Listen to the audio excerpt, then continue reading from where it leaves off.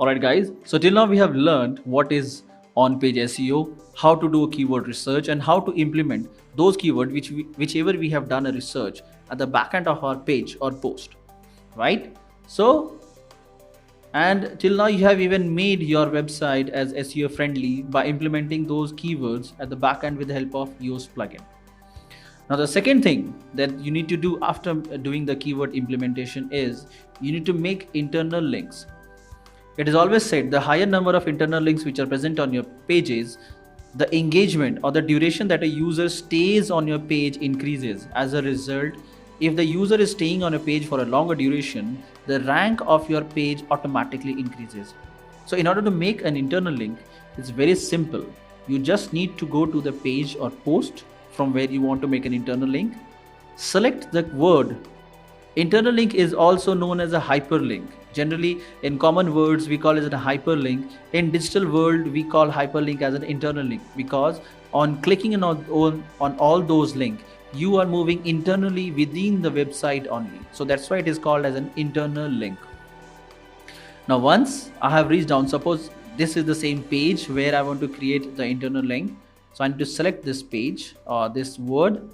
Once I have selected this word, right on the top, I can see there are a few icons. So out here, we need to select on this insert and edit link. Once I'm clicking on this insert and edit link, a URL option is appearing out in front of me.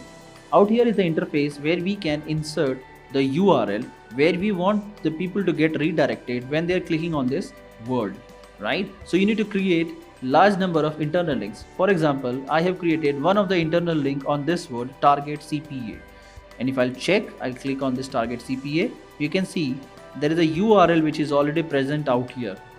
On this URL, I have been telling about a detailed way what is a target CPA and how it is being implemented and how it's being used while making a Google ad.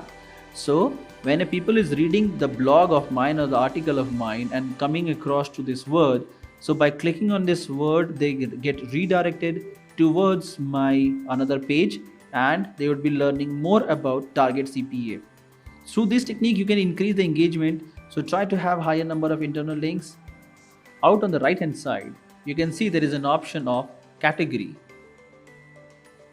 You need to mention the category very efficiently so that when the crawlers are crawling your pages or posts, they are aware under which category these posts are falling, so that while listing your domain name or while listing your pages and their Google search result that is on their own database, they would be clear that what is the topic or what is the category of the topic, so that it gives us an edge while appearing in SERP. So don't forget to mention the category of your posts. And also the tags. The tags are just like keywords. You need to write simple words or phrase that you want or on which you want your pages or post to rank up, right? Once you have done all these things, next that we need to do is we need to create a sitemap. So in next video, you'll learn how to create an XML sitemap of our website.